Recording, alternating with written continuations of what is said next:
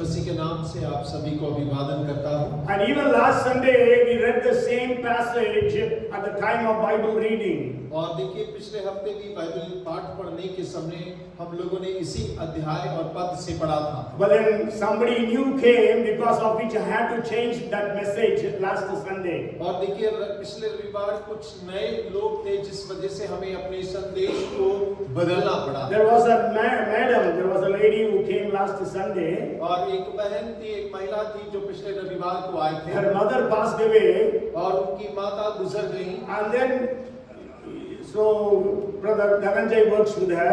और भाई धनंजय उनके साथ में कार्य करते हैं। And this lady said, my mother throughout her lifetime, she was always involved in puja path. और वो इस प्रकार कह रही थी कि मेरी माता जी जो गुजर गई हैं उनके पूरे जीवन काल में वो हमेशा पूजा पाठ से जुड़ी रही। But then when she became sick and she was bedridden, और परंतु वो बीमार पड़ गई और बिस्तर पे पड़ गई। she had a vision of Jesus. और उन्होंने यीशु मसीह के दर्शन को पाया। So every time she was telling, I had the vision of Jesus, I had the vision of Jesus. और हर बार वो इस बात को हमें बताती है कि मैंने यीशु मसीह को दर्शन में देखा, यीशु मसीह को दर्शन में देखा। So let us pray that many people in Bhopal will have the vision of Jesus. और हो कि हम प्रार्थना करें कि इस भोपाल शहर के अंदर में बहुत सारे लोग यीशु मसीह के दर्शन को देखने पाए। So that's why I changed the message last Sunday since she came. और देखिए पिछले रविवार को वो हमारे मध्य में थे, यही वजह थी कि मैंने अपने संदेश को बदल दिया था। We read from the book of Haggai chapter 2 verses 6 to 9. और हमने हगाई की पुस्तक उसका दूसरा अध्याय उसके 6वें वचन से लेकर 9 वचन तक पढ़ा है। Sure, I'm not going to the background of that prophecy. और देखिए मैं उस भविष्यवाणी की पृष्ठभूमि पर नहीं जाऊंगा Because it will take more time. और क्योंकि ये बहुत ज्यादा हमारा समय ले लेगा। Maybe you can go home and read. There are only 2 chapters in the book of Haggai. और आप जब अपने घर वापस जाते हैं तो कृपया कर हगाई की पुस्तक को जरूर पढ़िएगा क्योंकि इसके अंदर केवल 2 अध्याय मात्र And you हैं। can understand that his prophecy time was only 114 days. और देखिए आप इस बात को समझेंगे कि उसकी भविष्यवाणी का जो समय काल है वो केवल 114 दिवस का ही है। Because every one of his prophecies are dated. और क्योंकि हर एक उसकी जितनी भी भविष्यवाणियां हैं उन सब का दिनांक दिया गया है। Okay, so now this passage says, God says, I am going to shake the nations. और यहाँ पर जब हम वचन को पढ़ते हैं तो परमेश्वर इस बात को कह रहा है कि मैं राष्ट्रों को हिलाऊंगा। God says, I am going to shake the heaven, the earth, the sea and the dry land. और परमेश्वर इस प्रकार कहता है कि मैं आकाश को, पृथ्वी को, समुद्र को और सूखी भूमि को हिलाऊंगा। And we are seeing this happening these days in a big way. और हम इन दिनों में इन सारी घटनाओं को एक बड़े रूप में होते हुए देख भी पा रहे हैं। So when the scripture says there, the latter temple will have greater glory than the former temple. और जब हम इस बात को पढ़ते हैं कि इस भवन की पिछली महिमा इसकी पहली महिमा से बड़ी होगी, So that is not speaking about the temple that was being built at that time. और ये उस मंदिर के बारे में बात नहीं कर रहा है जो उस समय पर निर्माण किया गया था। You know, Solomon built the temple. और आप जानते हैं कि सुलेमान ने मंदिर का निर्माण किया। That is the former temple, God says. और वही परमेश्वर इस बात को कह रहा है कि जो पहला मंदिर है 586 BC, Nebuchadnezzar broke down that temple and burnt that temple. और 586 ईसा पूर्व में नबूकदनेस्सर ने उस मंदिर को गिरा दिया, उसको भ्रष्ट कर दिया। Okay, so then God sent Zerubbabel and others who came to rebuild that temple. और परमेश्वर ने ज़ेरुब्बाबेल और दूसरों को वहां पर भेजा ताकि मंदिर का दोबारा से निर्माण किया जा And सके। they started the building. और उन्होंने जैसे ही उस भवन का निर्माण आरंभ किया, But there was lot of opposition. और लेकिन उस आरंभ में वहां पर बहुत ज्यादा विरोध होने लगा। So they stopped the construction of the temple. और उन्होंने उस मंदिर मंदिर के निर्माण को बीच में ही रोक दिया and they began to build their own houses. और उन्होंने अपने घरों का निर्माण आरंभ कर दिया। So then God actually sent Haggai. और वहां पर परमेश्वर को हगाई को भेजना पड़ा। My temple is in ruins, और मेरा मंदिर जो है वो उजाड़ पड़ा है but you are building your paneled houses. और तुम अपने घरों को महलों के समान बना रहे हो। And that's why you are having all these problems. और यही कारण है कि इन सारी समस्याओं का तुम्हें सामना करना पड़ रहा है। So after Haggai prophesied, और जब हगाई अपनी भविष्यवाणी कर चुका होता है, the first prophecy he made, और जब उसने पहली भविष्यवाणी को किया, soon after the people began to rebuild that temple. और उसके तुरंत बाद ही लोग परमेश्वर के मंदिर का पुनर्निर्माण करने That is लगे। called the second temple, the latter temple it says. और वही जो दूसरा मंदिर जो है उसके बारे में कहा जाता है। But then here when God is saying the glory of the latter temple will be greater than the former temple, God is not meaning the temple that Zerubbabel and his people were building. और देखिए जब परमेश्वर पिछले महिमा की और पहली महिमा से बड़ी होगी मंदिर के बारे में जब कहता है तो जो यरूबेल बना रहा है मंदिर उसके बारे में नहीं कह रहा। Because that temple was not glorious as Solomon's temple was. और क्योंकि वो मंदिर उतना महिमा में नहीं था, भव्य नहीं था जितना सुलेमान का बनाया हुआ मंदिर हुआ करता So we था। understand that this temple is speaking about the end times. और तो इस बात से हम इस बात को समझने का प्रयास करते हैं कि परमेश्वर जब मंदिर की बात करता है तो वो अंत दिनों के मंदिर की बात कर रहा So है। that is what we are going to study now. और यही बात है जिसके बारे में हम अभी अध्ययन कर रहे हैं। And the book of Haggai means feast. और देखिए हगाई का अर्थ होता है बड़ा भोज। Feast means नहीं त्योहार। पर्व होता है। Okay, so people say that Haggai might have been born on one of the Jewish feasts because of which his name was kept as Haggai. और इस प्रकार कहा जाता है कि हगाई का जन्म जो है यहूदियों के एक पर्व के दिन में हुआ, इसी वजह से उसका नाम हगाई पड़ गया। So the 6th verse says, "For thus says the Lord of hosts, once more it is a little while, I will shake heaven and earth, the sea and dry land." और छठा वचन इस प्रकार कहता है, क्योंकि सेनाओं का यहोवा यूं कहता है, अब थोड़ी ही देर बाकी है कि मैं आकाश और पृथ्वी और समुद्र और स्थल सबको कंपित करूंगा। Okay, so God is saying that He is going to shake 4 things. और यहाँ परमेश्वर कह रहा है कि मैं 4 चीजों को कंपित करूंगा। The first is God is going to shake the heavens. और सबसे पहले परमेश्वर आकाश को हिलाएगा। Okay, so these are all the end time signs. और ये सारे जो चिन्ह हैं वो अंत के दिनों के चिन्ह हैं। So I will be sharing with you some of the things that are historically happened and some of the things that have happened in the scriptures. और मैं कुछ बातों को आपके साथ साझा करूंगा जो सामाजिक संसारिक रीति से घटनाएं घटी और वचन के आधार पर उन बातों को बांटूंगा। You know, it says about shaking the heavens. और यहाँ पे कहा गया है आकाश को हिलाने के बारे That में। means there will be signs in the heavens. और इसका अर्थ है कि आकाश में कई चिन्ह दिखाई देंगे। You know, in some of the Islamic countries they say that they saw the vision of Jesus on the sky, because of which villages after villages have accepted Jesus. और कई मुसलमान राष्ट्र इस बात को कहते हैं कि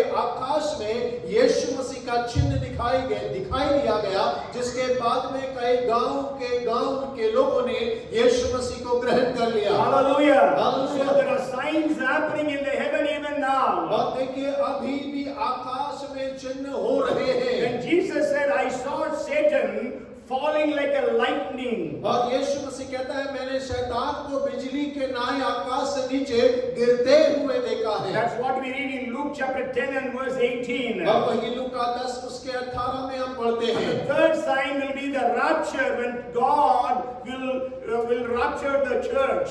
और तीसरा चिन्ह होगा जब परमेश्वर कलीसिया को उठा लेगा। And then when we read Matthew chapter 24 and verse 29. और जब जब हम मत्ती उसके 24 उसके 29 को पढ़ते हैं, Immediately after the tribulation of those days, the sun will be darkened and the moon will not give its light. The stars will fall from heaven and the powers of the heavens will be shaken. और उन दिनों की कलेश के तुरंत बाद सूर्य अंधियारा हो जाएगा और चंद्रमा का प्रकाश जाता रहेगा और तारे आकाश में गिर पड़ेंगे और आकाश की शक्तियां हिलाई जाएंगी। Okay, so God is going to shake the nations. This will happen after the rapture takes place. और देखिए, जब परमेश्वर कहता है मैं आकाश को हिलाऊंगा, तो ये सारी घटनाएं तब होगी जब परमेश्वर अपनी कलीसिया को उठा लेगा। Even in the book of Revelation, in the 6th chapter, we read about it. और देखिए, प्रकाशित वाक्य उसके 6ठे अध्याय के अंदर में भी इन बातों के बारे में हम पढ़ते हैं। And another thing that is going to happen in the heavens is,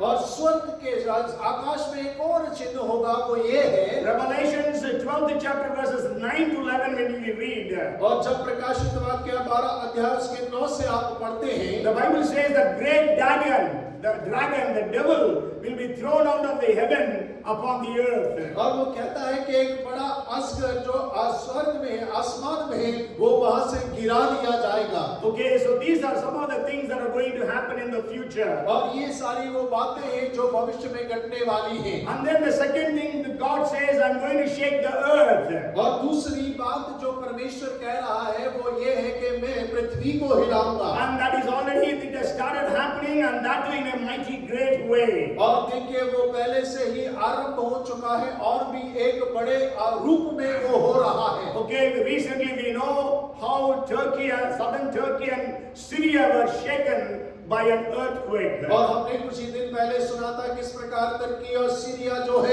एक बड़े भूकंप के वजह से हिला दिया गया। February 6th it happened. और फरवरी 6 तारीख को ये हुआ है। Again on 20th February, again Syria and Turkey had an earthquake. और देखिए 20वें तारीख को फिर से तुर्की और सीरिया में कई क्षेत्रों में झटके दिए गए। And we know the news says about more than 50,000 people were killed. और समाचार इस प्रकार बताते हैं करीब 50,000 से ज्यादा लोगों ने अपनी जान गंवा दी है। And some of the towns are completely being devastated. और कई सारे नगर जो है पूरी रीति से ध्वस्त हो गए हैं। Okay, so Bible, Jesus spoke about earthquakes that will take place before His coming. और देखिए, यीशु मसीह इस बात को कहता है कि उसके आगमन से पहले कई सारे भूकंप के झटके होंगे। But even during the time of Jesus, if you read Matthew chapter 27 and verse 51, और यदि आप मत्ती 27 उसके 51वें वचन को पढ़ेंगे तो when Jesus was crucified on the cross, और जब यीशु मसीह को क्रूस पर चढ़ा दिया the गया, Bible says that behold, the veil of the temple was torn into from top to bottom, and the earth quaked, and the rocks were split. और वहां लिखा है, और देखो मंदिर का पर्दा ऊपर से नीचे तक फटकर 2 टुकड़े हो गया और धरती डूब गई और चट्टानें तड़क गई। Okay, so that means the earth was shaken when Jesus was crucified. और इसका मतलब है कि जब यीशु मसीह क्रूस पर प्राण त्यागते हैं उस समय पृथ्वी को हिलाया गया। If you read Acts chapter 28 and verse 2, और जब आप प्रेरित उसके 28 उसके दूसरे पद को पढ़ेंगे, and behold, there was a great earthquake, for an angel of the Lord descended from heaven and came and rolled back the stone from the door and sat on it. और वहां लिखा है कि वो एक बड़ा भूकंप हुआ और परमेश्वर के दूत ने उस बड़े पत्थर को लुढ़का दिया और उस पर आकर बैठ गया। Means at the time of resurrection of Jesus, there was an earthquake. और इसका अर्थ है कि यीशु मसीह के पुनरुत्थान के समय पर भी भूकंप हुआ। In Acts chapter 4 verse 31 we read that when they prayed, the place where they gathered was shaken. और प्रेरित 4 उसके 31 में हम पढ़ते हैं कि जिस स्थान पर वो इकट्ठा थे उनके प्रार्थना के बाद में वो स्थान जो है वो हिल गया। So when we pray, buildings will shake. और जब हम प्रार्थना करेंगे भवन जो है वो हिल जाएंगे। When you read 16:26 of Acts, और जब आप 16 उसके 27 को पढ़ते हैं, 26 when we और 26 पढ़ते हैं, when Paul and Silas were praising God, we know there was an earthquake and the foundations of the prison were shaken. और हम इस बात को जानते हैं, पौल और सिलास जब प्रार्थना कर रहे थे, स्तुति कर रहे थे, वहां पे भूकंप हुआ और जेल खाने की नींव तक हिल गई। So now in the coming days, there will be a lot of earthquakes that we will be hearing about. That's what Jesus said in Matthew chapter 24, verses 6 and 7. और देखिए मत्ती 24 उसके 6 और 7 में यीशु मसीह ने कहा कि बहुत सारे ऐसी बातें होंगी जो उसके आगमन के पूर्व होंगी। And then the third thing is the shaking the sea. और तीसरी बात है वो समुद्र को हिला रहा है। Okay, tsunami is one of the ways of how oceans or seas are shaken. और देखिए सुनामी जो है वो एक और बात है जहां पर हम इस बात को जानते हैं कि किस प्रकार समुद्र को हिलाया जाता है। Anybody remembers when the greatest tsunami came? और क्या किसी को याद है सबसे बड़ी सुनामी कब आई थी? 2004, December 26th, just after the Christmas day. और देखिए 2004 26 दिसंबर के दिन में बिल्कुल क्रिसमस के अगले दिन And 230,000 people were killed और 2,32,000 लोगों को मौत हो गई in 14 countries. और 14 देशों में। Okay, so we hear about cyclones hitting so many towns and cities. और हम सुनते हैं कि कई बड़े तूफान जो है शहरों से नगरों से टकराते हैं। God has started to shake the seas. और परमेश्वर ने समुद्र को हिलाना कंपन करना आरंभ कर दिया During the है। times of Jesus, we know when Jesus was traveling with his disciples on the boat in the Sea of Galilee, there was a tempest because of which the boat was being shaken. और हम इस बात को जानते हैं जब यीशु मसीह अपने चेलों के साथ में गलील की झील पर नाव में सवार था, उस नाव में उस झील के अंदर में भी बड़ा तूफान उठा था। And also in Matthew 14:24 we read about when Jesus was not going with them, he stayed back to pray. There was a storm or a cyclone. और देखिए मत्ती 14 के 24 में हम पढ़ते जब मसीह यीशु उनके साथ में नहीं था, वो प्रार्थना के लिए गया हुआ था, तब भी चेले तूफान में फंस गए। Jonah disobeyed God and he was running away, and there we know about the tempest or the cyclone that came. और योना परमेश्वर की आज्ञा का उल्लंघन करके परमेश्वर से भाग रहा था। हम पढ़ते हैं कि वहां पर भी समुद्र में तूफान आने उठ गया। Even when Paul was traveling to Rome, we know that the ship was caught in a tempest and it was completely broken. और हम इस बात को भी पढ़ते हैं जब पौल यात्रा कर रहा था रोम के लिए तो उसका समुद्री जहाज जो है वो तूफान में फंस गया और वो टूट गया। We read about cloud burst every year in the Himalayan ranges.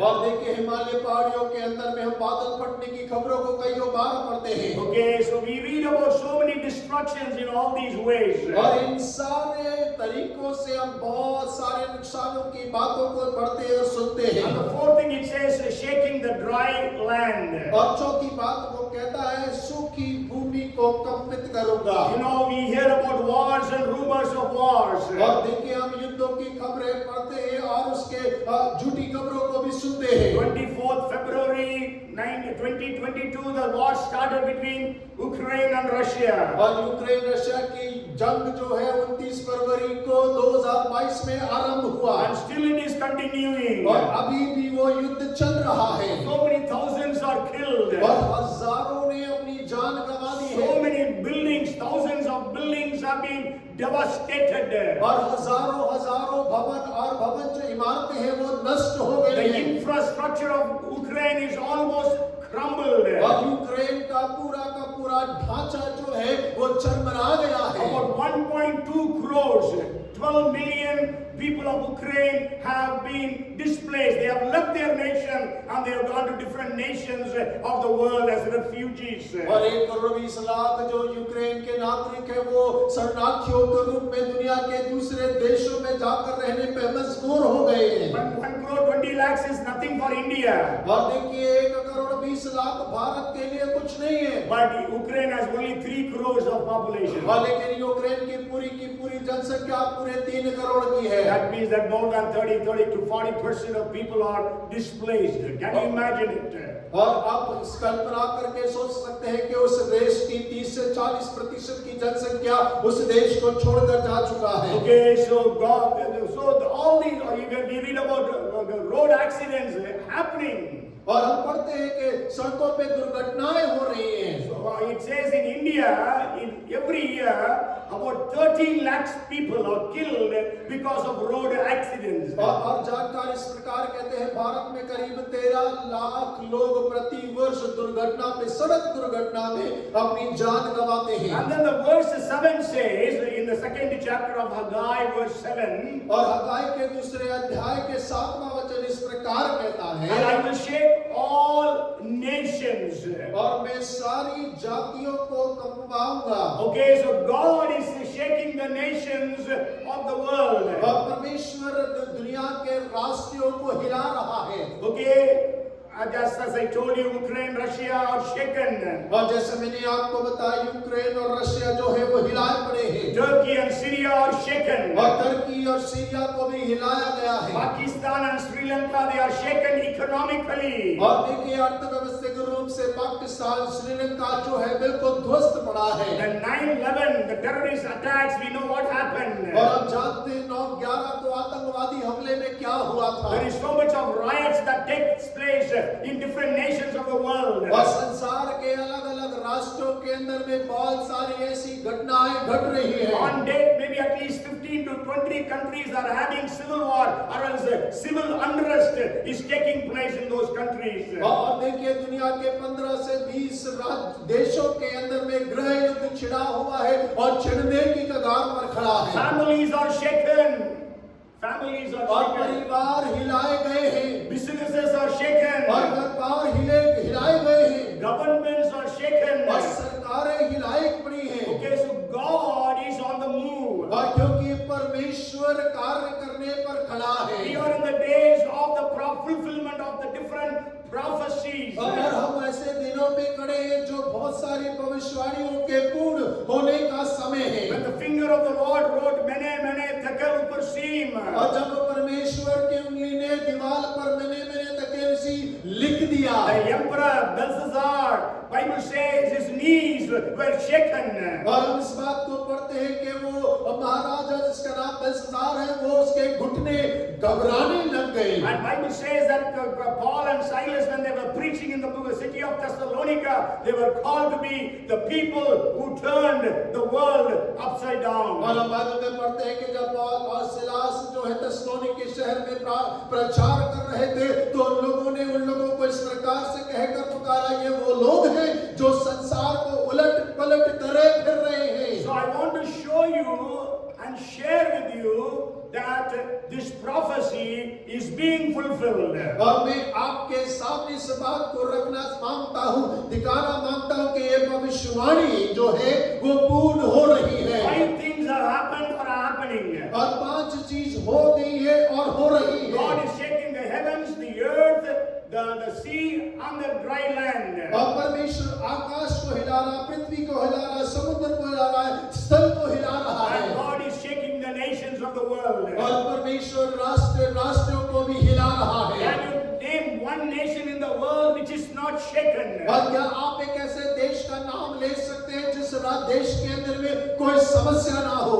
Every nation, from the superpower United States, every nation is on the face of this earth is shaken. और पूरे के पूरे देश जो है, जो इस पृथ्वी के ऊपर में है, चाहे वो अमेरिका हो, चाहे कोई भी देश क्यों ना हो, सब के सब समस्याओं से हिले हुए हैं। Why these shakings are taking place? और क्यों इतना ज्यादा ये सब कंपित हो रहे हैं? Because 2 promises need to be fulfilled. और क्योंकि 2 वायदों को पूरा होना आवश्यक है। Those 2 promises are there in that 7th verse. और 2 वायदे वो 7वें वचन के अंदर में दिए गए हैं। But sure there is some differences in the translations. और लेकिन हाँ जरूर थोड़ा बहुत भिन्नता है अनुवाद के अंदर में। In English it says, then shall, let me read it from English here.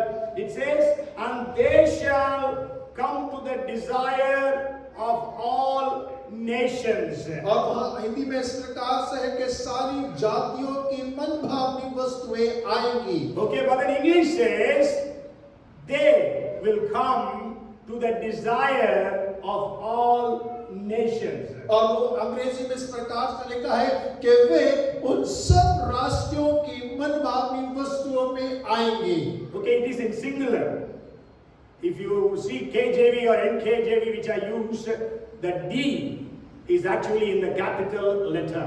और अंग्रेजी में जो है वो एक वचन में लिखा है, बहुवचन में उपयोग नहीं किया गया है। Okay, sure, the Hindi translation is also acceptable. Then there will be two meanings for that passage. और हाँ, हिंदी का अनुवाद जरूर ग्रहण योग्य है, लेकिन फिर भी उस पद के दो अर्थ उठते हैं। The Hebrew scholars say we can translate that passage from in the Hebrew Bible in both ways. और इब्रानी के लेखक इस प्रकार करते हैं, कहते हैं कि हम दो तरीकों से उसका अनुवाद कर सकते But हैं। I accept the translation which is in NKJV or KJV, which says they will come to the desire of all nations. और जो अंग्रेजी में कहता है कि वे लोग सब राष्ट्रों की मनभावनी वस्तुओं में आएंगे। Means all the people of the world, they will come to the desire of all nations. और उसका अर्थ ये है कि सारे राष्ट्रों के लोग जो हैं वो सारे राष्ट्रों के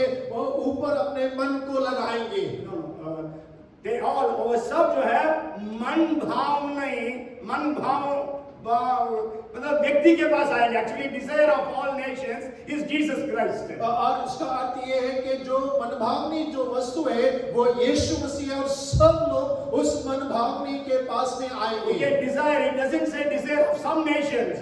He is the desire of all nations. और ये है कि वो जो मसीह है वो सब राष्ट्रों का मनभावन बन जाएगा। Hallelujah. Hallelujah. When these shakings take place, और जब ये सारी चीजें दुनिया में घटेंगी, so people all will come to Jesus. और वो सारे के सारे लोग यीशु मसीह की ओर आकर्षित हो जाएंगे। Because he is the desire of all nations. और क्योंकि वो सारे राष्ट्रों का मन भावन बन जाएगा। Every psychologist says that there is a vacuum in a human body. और हर एक लोग बड़े ज्ञानी लोग कहते हैं कि मनुष्य के अंदर में परमेश्वर की खोज है। Okay, there is a vacuum, there is a khalistan in every man's heart, and that is in the shape of God. That is what the psychologists say. और देखिए मनोचिकित्सक इस प्रकार से कहते हैं कि मनुष्य के हृदय के अंदर में एक खालीपन है जो परमेश्वर को खोजता है। Okay, and the Christian psychologists say it is in the shape of Christ. और देखिए मसीह मनोचिकित्सक इस प्रकार कहते हैं कि वो जो खालीपन जो है वो मसीह का है। So only when you accept Jesus, that vacuum is filled. और जब आप मसीह को अपने हृदय में ग्रहण करते हैं तब ही वो खालीपन जो है वो भरता है। But then what people do is, लेकिन लोग क्या करते they हैं? try to fill this vacuum through different things. अब वो इस खालीपन को अलग-अलग चीजों के द्वारा भरने का प्रयास करते हैं। Indulging in all different kinds of sins. और हर प्रकार के पापों में अपने आप को फंसा देते हैं। Maybe earning lot of wealth can make them happy, they think. और वो सोचते हैं कि बहुत ज्यादा धनी हो जाए, बहुत पैसा कमा ले, वो बड़े आनंदित हो जाएंगे। And then people think if I get fame and name, then I will be happy. और लोग सोचते हैं कि अगर मेरा नाम बढ़ जाएगा, मैं प्रसिद्ध हो जाऊंगा, तब मैं बड़ा आनंदित If रहूंगा। I am becoming very intelligent and wisdom wise, then I will be very happy. I will be able to influence. और लोग सोचते हैं मैं बुद्धिमान हो जाऊं, ज्ञानवान हो जाऊं, तब मैं बड़ा आनंदित रहने लग जाऊंगा। But all these things cannot fill that vacuum that is in the lives of people. और लेकिन ये सारी चीजें मनुष्य के उस खालीपन को भर नहीं सकती हैं। And there is only one who can fulfill or satisfy every human being, and that is Lord Jesus Christ.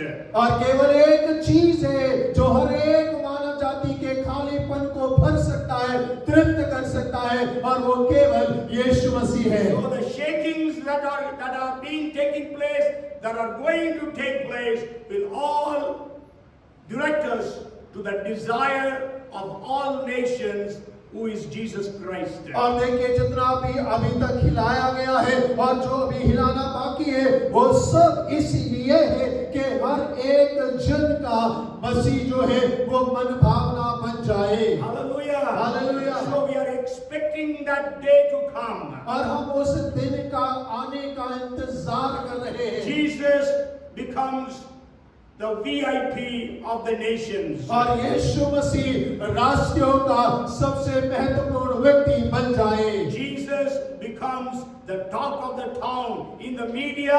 Wherever you go, they are speaking about Jesus. और होने दे कि एक समय आए जब यीशु मसीह के बारे में चाहे वो कहीं भी क्यों ना हो, मीडिया उसके बारे में बात करने पाए। And we call that as revival. और हम उसको एक बेदारी कहकर पुकारते And हैं। you know, on the February 8th, there was just a chapel service in a Bible college in the city of Asbury, in the Asbury University. और देखिए हसबरी विश्वविद्यालय के अंदर हम जानते हैं फरवरी 8 तारीख को एक आम प्रार्थना आरंभ हुआ। I think the other city is Wilmore, I think in Kentucky State. Anyhow, so but then we know that continued for days.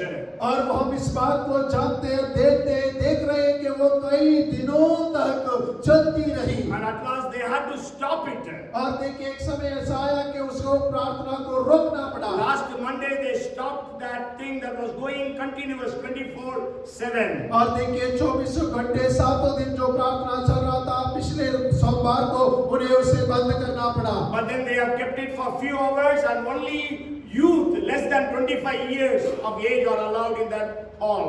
और उन्होंने केवल कुछ समय के लिए उसे सीमित कर दिया और केवल 25 साल से जो कम उम्र के लोग हैं वही लोग उसमें जाकर भाग ले सकते And हैं। they want that this revival should spread to all other universities in United States. और वो चाहते हैं कि अमेरिका के और दूसरे विश्वविद्यालयों के अंदर में ये बेदारी आरंभ हो जाए। Pastor Daniel, when he was praying, he said, Lord, that Asbury revival, let it spread all over India. और जैसे पास्टर दानियल प्रार्थना कर रहे थे, उन्होंने कहा कि इस मेरी विश्वविद्यालय की जो बेदारी है वो भारत के अंदर में हर कोने में फैलने पाए। So we are going to enter into days of a revival. और हम लोग एक बेदारी के दिनों के अंदर में प्रवेश करने पर हैं। That's why some of the leaders of India have announced for 3 days of fasting and prayer on the 1st, 2nd and 3rd of March. और यही कारण है कि भारत के कुछ अगुवों ने मार्च के पहले,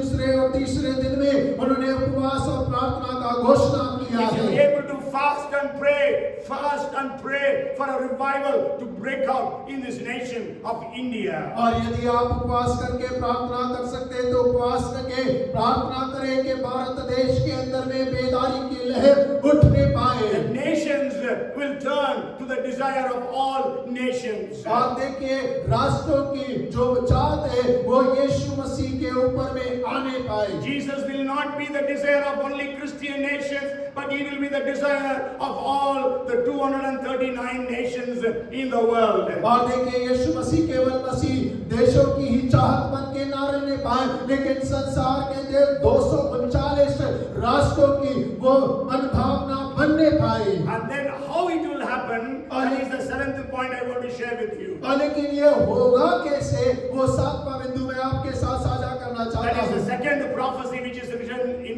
this passage. और वो दूसरी भविष्यवाणी है जो इस पद के अंदर में दिया गया है। 2nd chapter, 7th verse says, and I will fill this temple with glory, says the Lord of hosts. और दूसरा अध्याय का 7वां वचन कहता है, उसमें लिखा है, और मैं इस भवन को अपनी महिमा के तेज से भर दूंगा। Yes, so it says God will fill this temple with his glory. और वो कह रहा है कि परमेश्वर इस भवन को अपनी महिमा से भर देगा। Okay, what is God meaning here when he says he will fill this temple? What is he meaning by this temple? और जब परमेश्वर यहाँ पे कहता है कि इस मंदिर को, तो परमेश्वर का इस मंदिर को कहने का अर्थ क्या है? And it was not that temple that Zerubbabel and his people were building. और ये वो मंदिर के बारे में नहीं है जो ज़ेरुब्बाबेल और उसके लोग वहाँ पर बना रहे हैं। And when we study the scriptures, और जब हम वचनों का अध्ययन करते हैं, we can know the Old Testament temple was temple. और हम जानते हैं कि पुराने नियम का जो मंदिर है उसे मंदिर के रूप में कहा गया। Jesus said, you destroy this temple, I will raise it up in 3 days. और यीशु मसीह ने कहा तो उस मंदिर को नाश कर दो और 3 दिन में मैं इसे दोबारा से उठाकर कर दूंगा। John chapter 2 and verse 19 says that. और यूहन्ना 2 उसका 19 पद इस प्रकार कहता So है, when Jesus said that, और जब यीशु ने ऐसा कहा, the people said it took 46 years for Herod to rebuild. How can this be built in 3 days? और लोगों ने कहा कि 40 वर्ष लगे थे हेरोद को इसको बनाने के लिए, तो 3 दिन में कैसा खड़ा करेगा? So this temple can mean Jesus. और देखिए ये मंदिर का अर्थ यीशु हो सकता है, But today Jesus is not in his flesh on the earth. लेकिन आज यीशु मसीह अपने शरीर में यहाँ पर मौजूद नहीं है। And the Bible says that church is the temple. और बाइबल कहता है कलीसिया परमेश्वर का मंदिर है। Ephesians chapter 2 and verse 21. और इफिसियों 2 उसका 21वां पद, In whom the whole building being fitted together grows into a holy temple in the Lord. Ephesians 2:21. और इफिसियों 2 उसका 21 में इस प्रकार से लिखा हुआ है, जिसमें सारी रचनाएं एक साथ मिलकर प्रभु में एक पवित्र मंदिर बनती जाती है। So here it is speaking about the church of Jesus Christ. और यहाँ पर परमेश्वर जो है यीशु मसीह की कलीसिया के बारे में बात करता है। And the third thing is, और तीसरी बात, we are the temple of God. और हम परमेश्वर का मंदिर है। 1 Corinthians 3:16 says that. और 1 कुरिन्थियों 3:16 इस प्रकार कहता 1 है, Corinthians 6:19 says और that. 1 कुरिन्थियों 6:19 में कहता है, We are the temple of God. और हम परमेश्वर का मंदिर And है, the Spirit of God dwells in us. और परमेश्वर का मंदिर हम में वास करता The है, temple of God is holy. और परमेश्वर का मंदिर पवित्र है। So this means that we will have the glory of God upon us. और इसका अर्थ ये है कि परमेश्वर की महिमा हमारे ऊपर में होगा। When God says, I will fill this temple with glory, that means He is going to fill the end time church, the people of the church, with His glory. और देखिए जब परमेश्वर कहता है कि मैं अपने भवन को अपनी महिमा से भरूंगा, तो इसका अर्थ ये है परमेश्वर अंत के दिनों में अपनी कलीसिया को और कलीसिया के लोगों को अपनी महिमा से भरेगा। When we read Exodus chapter 40 and verse 34, और जब निर्गमन 40 उसका 34 पढ़ते हैं, when the tabernacle was dedicated, the Bible says the glory filled the tabernacle. और हम देखते हैं कि जब तंबू को समर्पित किया गया तो परमेश्वर की महिमा ने तंबू को भर दिया। If you read 2 Chronicles chapter 5 verses 13 and 14, और जब दूसरा इतिहास उसका 5, 13 और 14 पढ़ेंगे, when the temple of Solomon was being dedicated, the Bible says the glory of the Lord, they filled the temple. और वहाँ लिखा है कि जब सुलेमान के मंदिर का समर्पण किया गया तो परमेश्वर की महिमा ने मंदिर को भर दिया। Okay, so today when you and I are the temple of God, the glory of God must fill us. और जब आप और मैं जो परमेश्वर के मंदिर है, तो परमेश्वर के महिमा को आपको और मुझे भरने की आवश्यकता है। If you read Isaiah chapter 60 verses 1 and 2, और जब यशायाह 61 और 2 पढ़ेंगे, it says, Arise, shine, for your light has come, and the glory of the Lord is risen upon you. For behold, the darkness shall cover the earth, and deep darkness the people, but the Lord will arise over you, and His glory will be seen upon you. उठ प्रकाशमान हो, क्योंकि तेरा प्रकाश आ गया है और यहोवा का तेज तेरे ऊपर उदय हुआ है। देख, पृथ्वी पर तो अंधियारा और राज्य के लोगों पर घोर अंधकार छाया हुआ है, परंतु तेरे ऊपर यहोवा उदय होगा और उसका तेज तुझ पर प्रकट होगा। Okay, the glory of the Lord will be upon us, the Bible says. Twice God is saying in Isaiah chapter 60 verses 1 and 2. और यशायाह 60 उसके 1 और 2 में परमेश्वर 2 बार इस बात को कह रहा है कि परमेश्वर का तेज तुझ पर प्रकट होगा। When we God's people, और जब हम जो परमेश्वर के लोग हैं, when we arise and shine, और जब हम खड़े होंगे और प्रकाशमान होंगे, when we shine in the nations of the world, और जब हम दुनिया के देशों के अंदर में परमेश्वर के लिए प्रकाशमान होंगे, Jesus said, you are the light of the world. और यीशु ने कहा कि तुम संसार की ज्योति हो, So when we shine in the world, और हमें संसार में चमकने की आवश्यकता है। so people will be coming to the desire of all nations, Jesus. और देखिए तब सारे राष्ट्र के लोग यीशु को मन भावना समझकर उसके पास में आएंगे। Okay, so that's why when Peter was preaching the gospel, और यही कारण है कि जब पतरस सुसमाचार सुनाता था 3,000, 5,000 multitudes, multiplying crowds, they accepted the Lord Jesus. और वहाँ पे 3,000, 5,000 कई बहुगुणित जनसंख्या लोग जो है मसीह को ग्रहण करते। Because the glory of the Lord was upon Peter. और क्योंकि परमेश्वर की महिमा पतरस के ऊपर में था। Because of that we know Lydda, Sharon, 2 cities accepted Jesus in Acts chapter 9 verse 35. और देखिए प्रेरित उसके 9 के 35 में 2 शहर जो ने उसी कारण से मसीह यीशु को ग्रहण कर लिया। Because the glory of the Lord was upon Peter, and Peter was walking, by his shadow people were getting healed and delivered. और क्योंकि परमेश्वर का महिमा पतरस के ऊपर में था और पतरस जब चला करता था उसकी परछाई से उसके कपड़े के छूने से लोग चंगे हो जाते थे। And the same thing happened with Paul. और वैसा ही पौल के साथ में हुआ। Because the glory of the Lord was upon Paul. और क्योंकि परमेश्वर का महिमा पौल के ऊपर में था। So today we are going to pray. और आज हम प्रार्थना करेंगे। You know Moses prayed. और जानते हैं कि मूसा ने प्रार्थना किया। In 33:18 of Exodus. और निर्गमन 33 उसके 18 वचन में Lord, show me your glory. और वो कहता है परमेश्वर अपनी महिमा मुझे दिखा। But today we are going to pray. और लेकिन आज हम प्रार्थना करेंगे। Lord, fill me with your glory. और परमेश्वर अपनी महिमा से मुझे भर दे। Fill your church with your glory. और अपनी कलीसिया को अपनी महिमा से भर दे। Fill the church in India with your glory. और भारत में अपनी कलीसिया को अपनी महिमा से भर दे।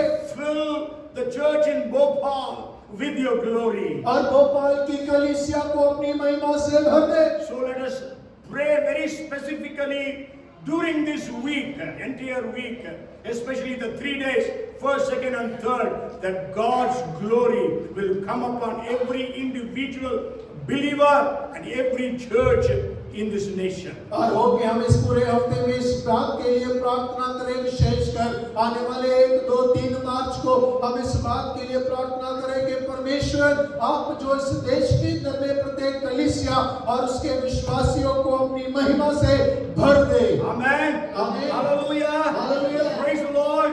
So God is shaking the nations. और परमेश्वर राष्ट्रों को हिला रहा है। God is shaking the heavens, the earth, the seas, and the dry land. और परमेश्वर आकाश को, पृथ्वी को, समुद्र को और स्थल को सबको कंपित कर रहा है। So he is actually speaking to people that they must turn their attention towards Jesus. और हकीकत में कहा जाए तो वो लोगों को आकर्षण को अपनी ओर लेने के लिए उनको उकसा रहा है। And also at this time when a shaking is taking place, the church must be revived and must have the glory of God upon her. और जब ये सब काम हो रहा है, जब संसार का पाया जा रहा है, हो के परमेश्वर की कलीसिया के ऊपर में परमेश्वर की महिमा प्रकट हो और वो भरने पाए। Because we know Jesus is coming for a church that is without scar, without wrinkle, a glorious church. और क्योंकि हम जानते हैं कि मसीह एक ऐसी कलीसिया के लिए आ रहा है जिसके अंदर में कोई दाग ना हो, कोई झुर्री ना हो, जो महिमा में कलीसिया हो। So let us pray that God would fill us with His glory. और हो कि हम प्रार्थना करें कि परमेश्वर हमें अपनी महिमा से भरे। Sovereign Lord, we worship you this evening. और दयावान परमेश्वर आज शाम को हम आपकी आराधना करते हैं। You are omnipotent, omnipresent, and omniscient God. और परमेश्वर आप सर्वव्यापी, सर्वजगह उपस्थित और सब जानने वाले परमेश्वर हैं। And you are moving in the nations. और आप राष्ट्रों में काम कर रहे You हैं। are shaking the nations. और आप उन्हें हिला रहे हैं। And you want the people to turn to Jesus, the desire of all nations. और परमेश्वर आप चाहते हैं कि सारे के सारे लोग यीशु की ओर पलटने पाए, यीशु को अपना मन भावना बनाने पाए। You want the little one to become 1,000. और परमेश्वर आप चाहते हैं कि छोटे से छोटा 1000 हो जाए। Lord, and you want the glory of the Lord to be upon the believers, upon the churches. और परमेश्वर आप चाहते हैं कि आपकी महिमा विश्वासियों के ऊपर में और आपकी कलीसिया के ऊपर में परिपूर्ण होने पाए। Help us to today. प्रभु हमारी सहायता कर We प्रार्थना want की your है। glory.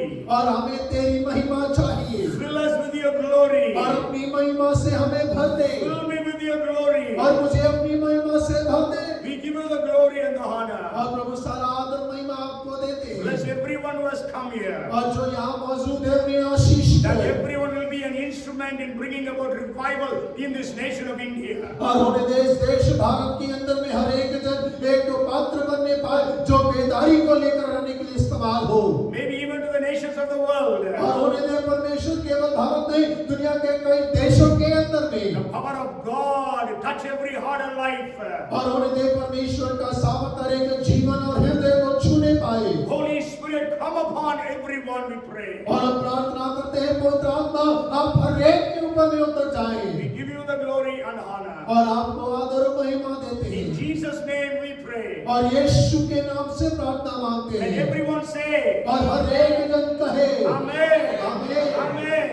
Amen. May the grace of our Lord Jesus Christ, the love of our Heavenly Father, and the fellowship and the anointing and the power and the gifts of the Holy Spirit and the glory of God be upon us all now and forevermore. Amen and amen.